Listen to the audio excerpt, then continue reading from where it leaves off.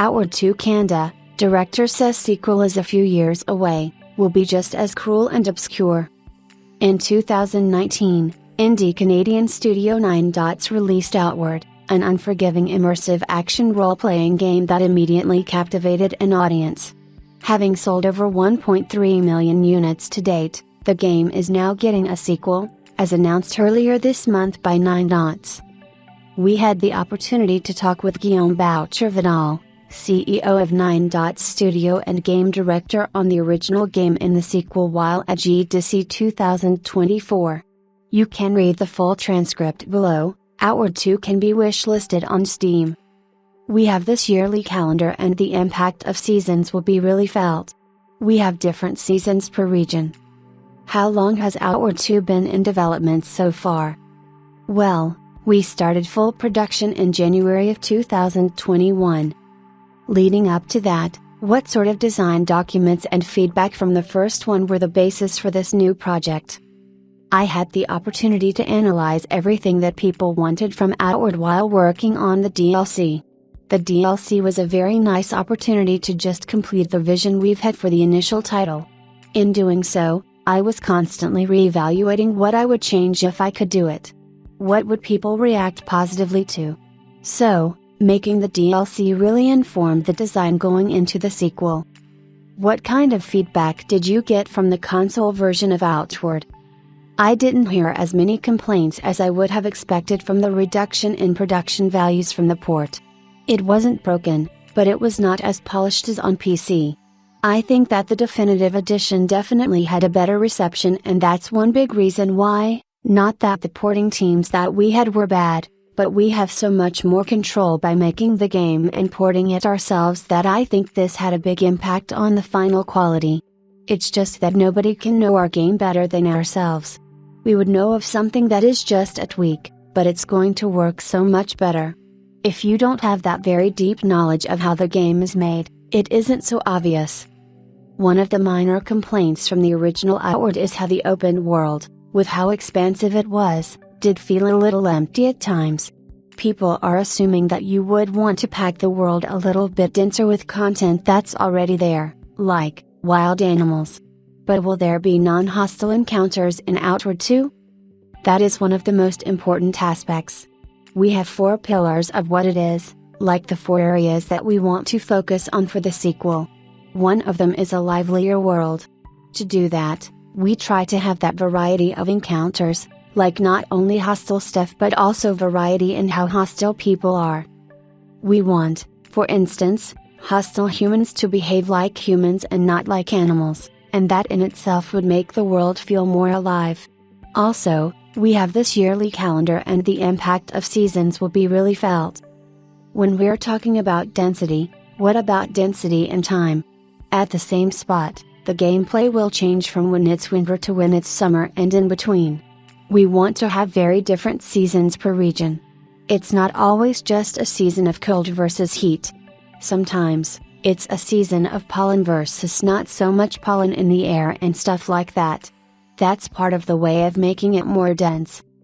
Right now, both humans and creatures are able to kind of fight each other a little bit. Would there be any other dynamic content the player can stumble upon? That's a good question. Some of it will actually come from kind of having fun with it once we have the basis of every feature and then finding just other ways to exploit it all. There are some answers I can think of that question that I have to hold up. Are you looking at having some scripted encounters or kind of leaning more towards the immersive sim aspect? That's a tough one because if we stop ourselves at a question, it can just stop us from doing the thing that we just want to do. Yes, we have those scripted things. I'm just thinking of the defeat scenarios. Every defeat scenario is handcrafted, but they are triggered in a way that is more sandboxy. So, I think that's still gonna be as much as possible the kind of balance that we find. Outward 2 is just going to be as cruel and obscure as the first one. I insist on that. Do you plan to have traveling merchants added in Outward 2? Well, we already had one in Outward, but we want to do it again. We want to have more instances of encountering humans that are not merchants as well.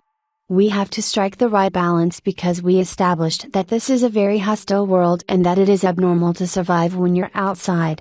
If you just end up encountering humans all the time, it plays counter to the world we're saying it's supposed to be. I don't want to be like GTA 4 where you have this guilty conscience of killing one guy, but you had to kill so many guys to get that one guy and now the story moment is asking of you to have a conscience. Ludinative dissonance is actually something I'm trying to be cautious about. There's this world we want to create that is super hostile. Even prey animals tend to have something about them that informs of how they actually manage to survive in that super hard environment. Humans survive by grouping up and having technology, and we cannot just blurt that anywhere in the world.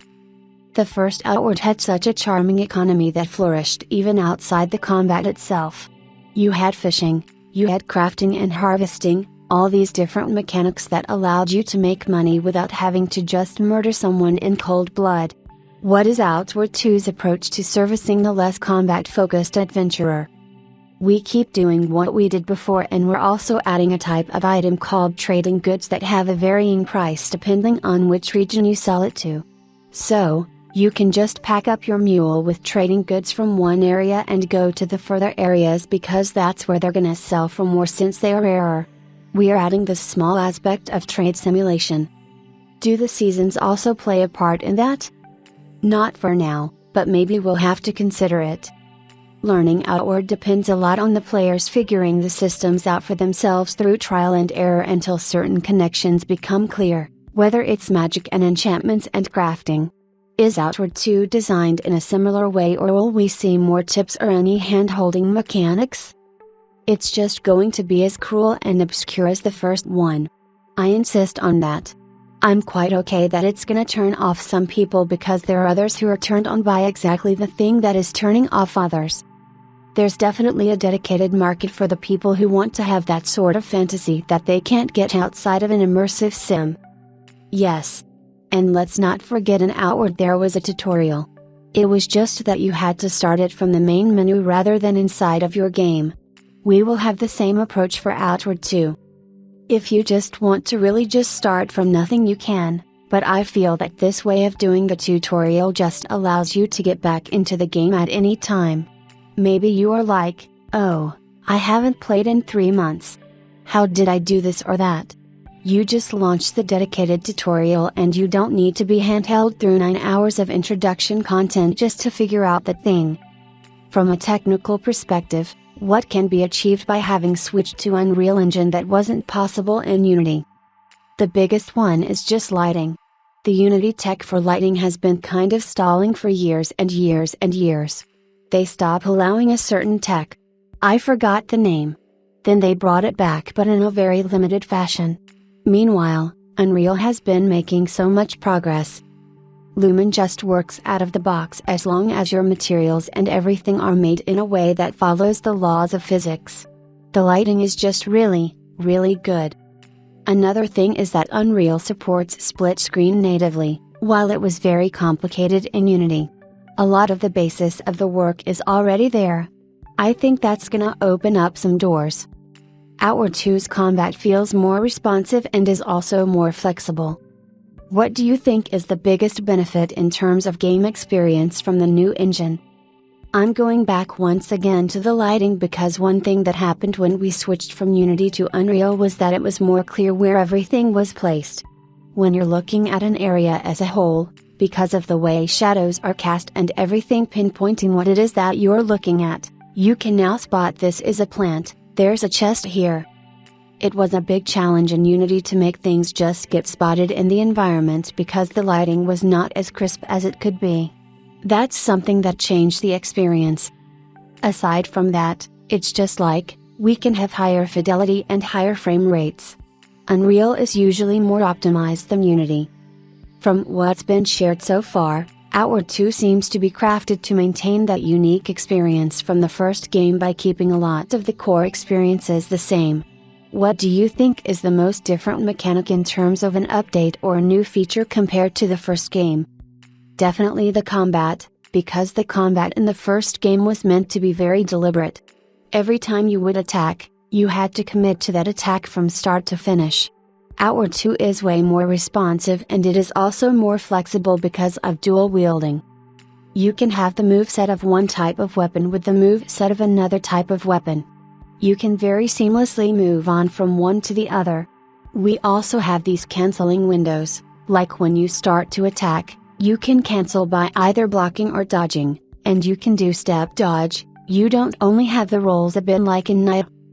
If you combine the granularity of dodging, the flexibility of dual wielding, and the fact that your attacks are fast and easier to cancel from both during the startup and the recovery phase of the animation, it's just snappier, it feels very responsive. Doing that meant that we also had to accelerate the aggression from enemies, because now that you don't have to commit this much, the enemy has to be able to kind of surprise you and keep you on your toes. Outward didn't give much reason to want to be out exploring at night, perhaps by design. Is Outward 2 doing anything different in this regard? Aside from using bioluminescence and some types of encounters only happening at night, not much. It's not a key concern for us simply because we want to encourage the player to go through a cycle of having to sleep, having to eat, and just going through a normal day. Kind of forcing the player to sleep because it's unpleasant to be in the dark is actually one of the reasons why we sleep in real life, right? There's just less you can do when you're in darkness. From what we have seen so far, a lot of the weapons that you can dual wield are carried over from the first game. Will players be able to dual wield daggers in this sequel? Yes. Will there be more armor, abilities, and/or items to improve stealth? Yes. In the trailer, we have shown a spell that you do from the Sigil of Darkness where you envelope yourself in a dark mist. We're trying to make it more obvious when stealth is working and how. Sneaking was viable in Outward, but you had to be very patient to learn how the eye worked and kind of abuse it a little bit. We're hoping to find better ways. Also, now we're going to have more patrols, not just like dropping an enemy, but actually making them follow paths, and that is just more conducive to stealth general. Also, every weapon type now has a sneak attack they can do, and they have different functions. One of them can be a very high damage, but another one can be a high impact to get an opportunity to land a combo. That's one of the things we're adding to make stealth more interesting. It's possible Outward 2 could launch in early access.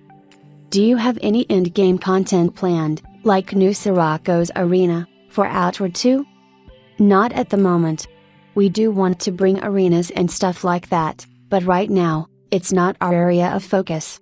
We will see what we want to add later on. A friend wants to know, will there be jumping? Yep. Can players do multiple faction quests in one playthrough? Number. Alright. Will Outward 2 feature cross-play? That's a very political thing, strangely. I want to, but it depends on the platform owners, and it's also a whole can of worms. Like, how do you handle the different types of handles, like a PlayStation handle and a Steam handle? How do they interact together? It's very complicated. To make it work is simple, but to make it polished and make sense is harder, but it is my wish to do it. The gamers gain something from that, but it's work, and we need to have the approvals in the first place. Are there any plans for Outward 2 to support 3-player co-op? Are you looking to go into early access? It's possible. Both Last in Prayer and With Air Bloom, our 2 other titles, will go in early access. Going through that process convinced us to do the same for Outward. We're going to see. We are already fully funded and we have a very clear idea of what we want to do with Outward 2, whereas Lost in Prayer and With Air Bloom are a bit more community-based. Of course, it can be that for Outward 2 as well, but the intent is so clear that it might just be about like a sanity check on early access. But then again, my opinion on it will change in some way for sure just by going through the process with the 2 other titles. Will Outward 2 see a return of rune magic? Maybe. Will the game support cloud saves on Steam? It depends on Valve. The reason why we don't support it with Outward was because I feel there's a lot of things that can go wrong with the cloud saving systems, like when it doesn't work and erases somebody's save file. They come to us and blame us rather than Valve for the failures of their own tech. We just don't want to have to handle that side of customer support. I've lost just hundreds of hours of playtime from trying to use the Steam Cloud save. We're just less inclined to subject our players to the same frustration as I had trying to make use of that. But it would be time for me to renew my impression of those systems from Valve because I have not used them in a while because I was too frustrated. So, maybe it's already better and I can justify making it work for the next game. We still have a few years to go for Outward 2, so by then, who knows what will be in. Thank you for your time.